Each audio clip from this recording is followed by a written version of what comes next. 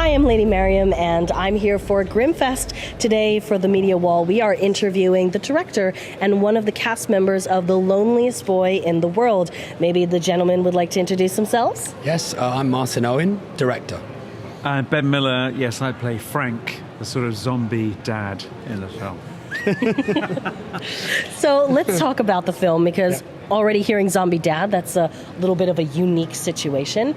What is the film about? What is the genre? What are we supposed to expect from this film?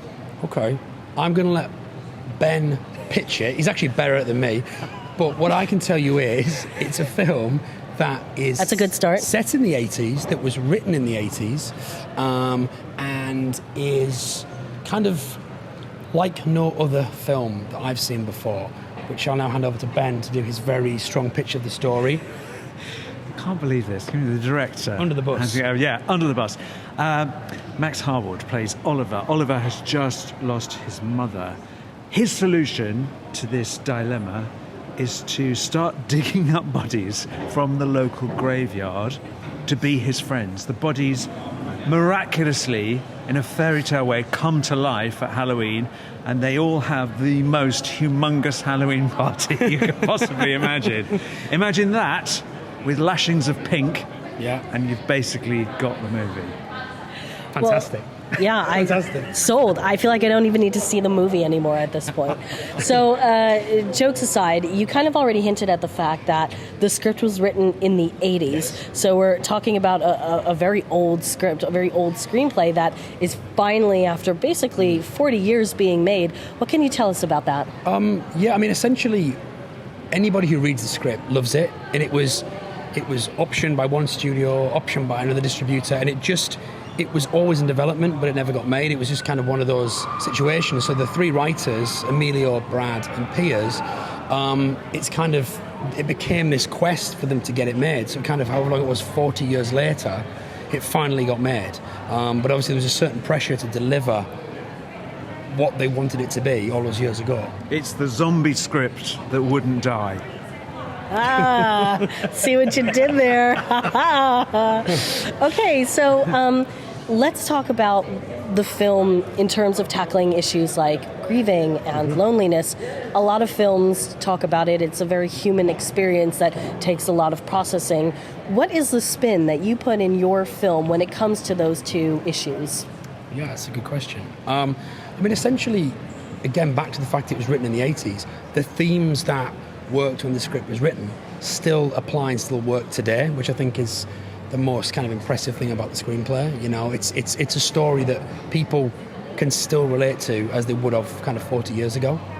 This isn't like just a straightforward genre film, as you're probably gathering. You know, it's got some really funny moments. It's got some very moving moments as well, and I particularly find the end of the movie very, very, very moving, because after all this sort of pink, this crazy zombie family, this very, very lonely, slightly strange character trying to find his place in the world, you come to a really, really cathartic moment when you realise that all this craziness has been his way of dealing with the grief about losing his mother. So it also has a really, really moving, touching finale.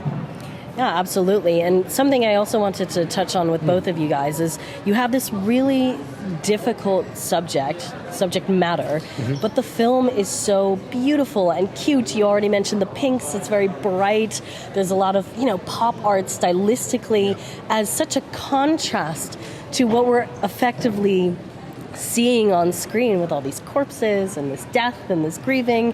How does that work? How do you get the balance right to show it's intentional and really get that message across and isn't, well, I saw a film and that did it well and I'm going to imitate that? Like, where's the difference as a filmmaker for the cast? How do you navigate that? I think it kind of starts and stops with the screenplay.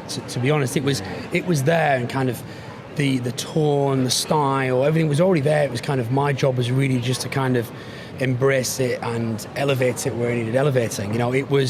Its tone was there, its style was there, and then in terms of what I kind of added to it, it was essentially pink.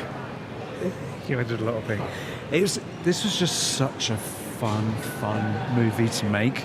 And one of the reasons it was so fun was, as well as all this crazy comedy and horror and really strange stuff going on, there were really, really grounded characters with a really relatable story. You know, a story about a family. It's basically a coming-of-age story. It's a story about a family. You know, it's a story about growing up. And that's the kind of, that's something, as an actor, you just feel so lucky to have, because you can always just play the truth of who you are as a character, and you don't worry about the fact that you're also a zombie with your head falling off. Okay, I've got one more question for you guys. What kind of person, what kind of audience would you recommend this film to? Who are you telling to go see it? Who would benefit from watching it? I think obviously a genre crowd, but also, you know, the themes and the story and the kind of the lessons learned in the film, I think will appeal to a very wide commercial audience, even a family audience who don't mind their kids watching bodies falling apart. Do you think, before we continue on, do you think that this is a good film to introduce the subject of grieving to people who maybe are new to the real life experience, perhaps? Absolutely. I mean, it's something that everybody relates to at some point in their life. So, you know, the way we're doing it, the story is, as Ben touched on, it's a story about a young man grieving the loss of his mother. And the way in which we do it is in this kind of fantastical horror fairy tale. But ultimately, it is extremely relatable. And even for people who haven't experienced grief, it's a good movie that you hope people can go back to in their minds when they do.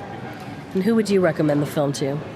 I'm going to go kind of a circuitous route here. Imagine Stranger Things was being made now. I know it is being made now, but imagine that the 80s that Stranger Things is based on included this movie. This is totally for fans of Stranger Things. I think they would absolutely love this movie. Well, awesome. Thanks for that.